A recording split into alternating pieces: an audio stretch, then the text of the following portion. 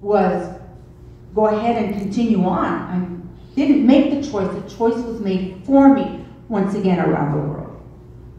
The strength was given to me so much that even during the summertime, crazy thoughts, that there was an idea to go ahead and choreograph 2 dances for a special Kiwanis International dinner or weekend convention that we're having here in August. When I say choreographed, it's with high school students that gave up their Saturday, every other Saturday. They came out to my house and we had a couple of really neat dances. And one of them was Car Wash, and the second one was Don't Stop Believing. And that one was more for myself to say thank you to everybody. They walked up with their posters, and the posters, I told them, make your own posters, guys. These are high school students from El Paso, half from El Paso. I want you to put on these posters what you would want to say to somebody else. Of course, keep going, keep fighting. And all throughout the year, this is really basically, since they were telling me, I wanted to say thank you. And the second one was Car Wash, which was so much fun because it was interactive. I actually had the kids go in there with water guns and balloons, bubbles, and they were washing cars. And there was 100 people that you could see in their light in their eyes. Oh my gosh, I mean, they were even giving life. We didn't even talk about cancer once. And it was just so much fun. And then, once again, kept on going. By then, let's say October, at that point, now we were switching to a different kind of treatment. Oh, I apologize. Let me kind of go back. I was diagnosed in January of 2018. In February of 2018, I was diagnosed with breast cancer. 2 cancers. And I would tell everybody, I look pretty good for having 2 cancers, and then joke around and play around. Well, I was surprised. My best friend from J.M. Hanks High School and her daughter, who also graduated from J.M. Hanks High School, nominated me to be the honored ex. And it was interesting because at that point it was 40 years that we had first opened the doors, approximately 40 years. And so when I went up to speak, it was grand, it was wonderful, I was in the parade, this was so exciting. And even though the letter stated my story of what I went through, and it's like, oh, that's the one thing I don't want to be known for is having cancer. But the story, or rather my speech, talked about how actually there at J.M. Hanks High School throughout my 4.5 years, it's because I was there as an 8th grader, come on guys. But if everything that happened there impacted me to whom I am today, just little things. And so I spoke about the school, and I spoke about everything, but I never once mentioned cancer. And at the end, I was so excited because I wanted to get the audience excited, and I told them, tomorrow, when you beat, I'm not going to say what school, because they didn't beat them, but when you beat that other school, the audience is going to cheer louder. And cheerleaders are looking at me. Cheerleaders, you guys are going to jump higher. Yay. I turned around and looked at the band. I said, band, you're going to play harder. Oh, man, they were just super excited. And I turned around and I looked at the football team and I said, team, tomorrow, look inside yourselves. Find yourself. For tomorrow, you're going to soar and shoot to the stars. And I told everybody, I love this school to the moon and back. Everybody got excited. And it was spiritual, it was fun, it was touching. And okay, no matter what I was going through, no matter what treatment, no matter what walk, there was that other part of me that kept on going, kept on going. Well, now here it is, December, and we get the scan. And the scan, sure enough, that tumor's growing. So my oncologist said, well, it's time for us to refer you to Houston and San Antonio. Houston wasn't going to work out, so here is San Antonio.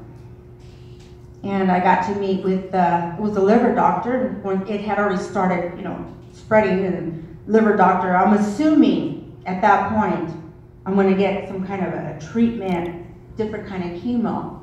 We sit down in his office and he says, well, we've got an operation. This operation, we're going to take out your pancreas and your spleen. So even though they couldn't take out the tumor, they were able to take everything out. And I stopped for a moment. I said, are you sure you're looking at the right chart? But I didn't say it out loud. He kept on going, coming back and forth and asking me questions. And he said, we won't know for a couple of days. That's the plan. Wow. Let me tell you, for the first time, I had hope, really hope. I felt it inside. Wow, I was just amazed. But I went to go eat at Village at first because I was really hungry, and I finished my meal for the first time in months. And I was so passionate, and I felt everything inside, and I got to go live on Facebook and get into my car, and I did. I cried. I said, I have to share this moment of hope with you. Who knows what's going to happen? I'll know in a couple of days. But man, this feels good. And I want to share that with you so that one day you can feel that hope. Don't say the word, don't speak the word, but to feel it. Well, I knew by the next day, but I waited. Had a special song on. I told my niece and her daughters, like, hey, videotape this for me. And we did. And I was able to, I loaded the video, it wasn't live, and loaded it, and I was like, spoke. Baby, we're going to San Antonio! And I got the music on, and I'm dancing, and I'm cheering, and I knew what song to put on, and had my heels on, and woo, I'm shaking up the world. Everybody's excited for me. Everybody I spoke to, I even spoke to the second counselor, and I said, and you're next. Be afraid. Be very afraid, because you're going to be evicted too. So the next few weeks, I'm planning, I'm excited. Scary, because now I'll take out a couple of big organs. Went to San Antonio, got all my paperwork ready, had my 2 caregivers, I got 2. I'd go with me, my sister and my daughter. On Monday, we go, and I got to get my MRI done. They wanted to do one last scan. There's the MRI. And then we went to the Riverwalk. Next day, I just had to meet with the doctor. I sit down, I'm waiting for him. What's going to happen? What are they going to tell me? And he sits down, he says, we did the MRI. And unfortunately, it had spread, already touching to the diaphragm and to the stomach.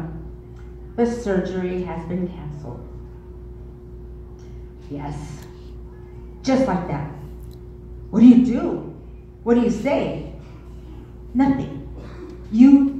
At that point, I know I didn't.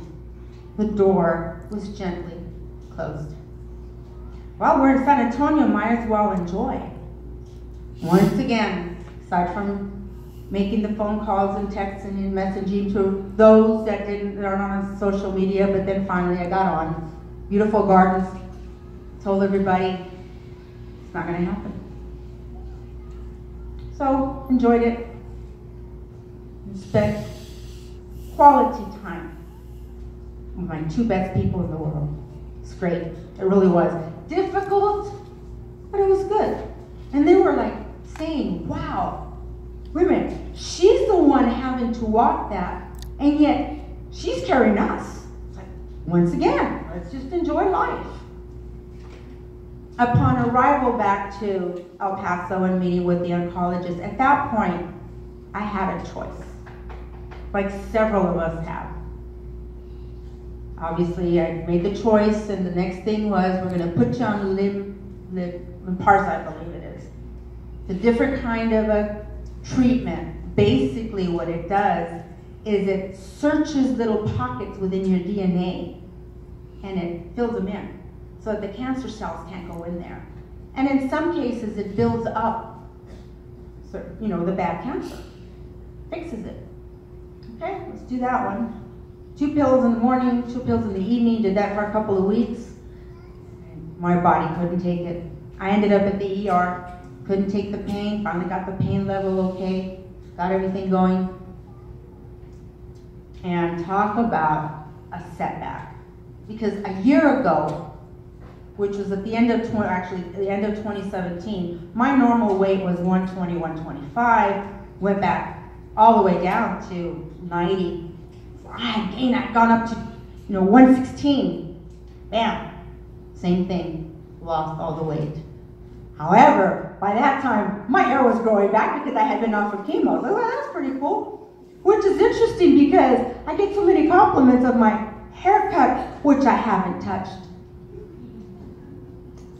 My personal hairstylist is my savior. That's just the way it is. So here I am, still once again, taking the walk. They take me off of one, got back on, which is what I'm doing now, the 2 chemos.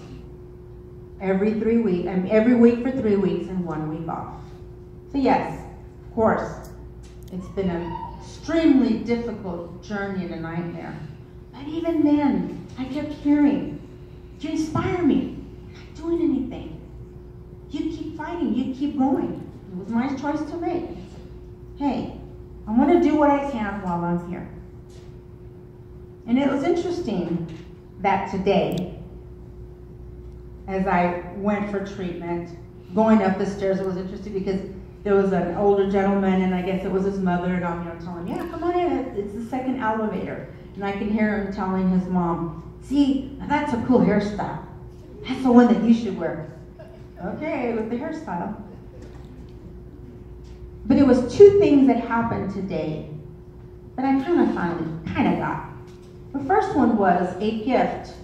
And I have 2 hope coaches. Isn't that interesting in using the word hope? And I've never met one of my coach's daughter, Liz and Presidio, and sends me a gift. It's a mug. Paraphrasing, but it's basically saying, it's not the words that I'll remember that inspired you. It's just you that inspired me. I was like, okay, well that's interesting. I've never met her, but she's seen me on videos. The second one kind of brought it all together. And I've heard this often. It's not the first time. And believe me, I know it won't be the last. I'm sitting down, I'm connected. Once again, the same Hope coach is there with me. We're just about to eat.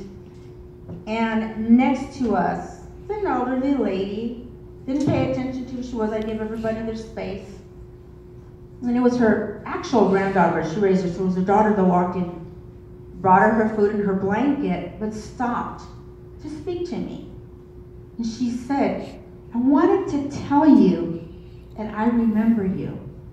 We haven't been here in about 5 months. My mom has been going in and out of hospitals and rehab, but I remember you. And I wanted to tell you that you inspired me. And as a caregiver, that you had given me hope. Once again, paraphrasing. And I'm looking at her, and I'm thinking, where did I meet her? I mean, so many things that happened last year. It could have even been here at the treatment center. And I told her, yeah, well, I've been going in and out through similar situations also. She sits down, and I look at my Hope coach, and I said, you know, happens often, and I don't know why, but I guess this kind of answers it. Can I inspire people? But it's not really so much like I'm speaking to you today. It's really through the way I have lived my life. For ladies and gentlemen, I'm still here. And I look pretty damn good.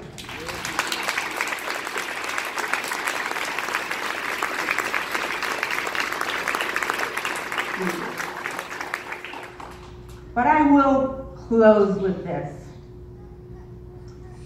When I die, I will not have lost the battle to anything.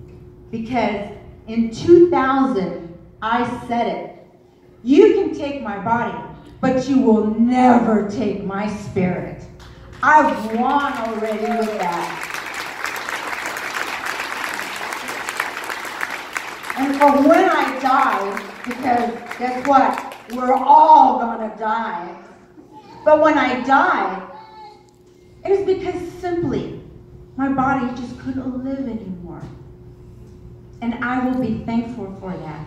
Because at that point, I will have received a one-way ticket to paradise.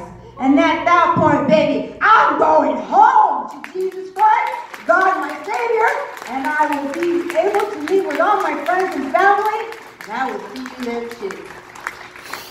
So thank you for today. Thank you for this moment. Take all of that and embrace it, and please feel free to follow me on Facebook, and I'll follow you too. Thank you. God bless. And let me tell you, have a pleasant tomorrow.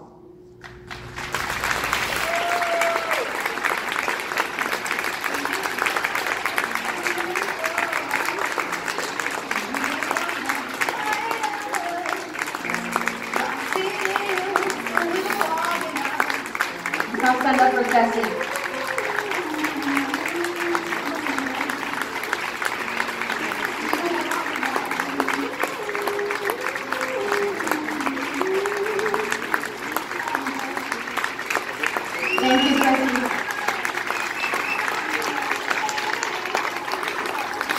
and to celebrate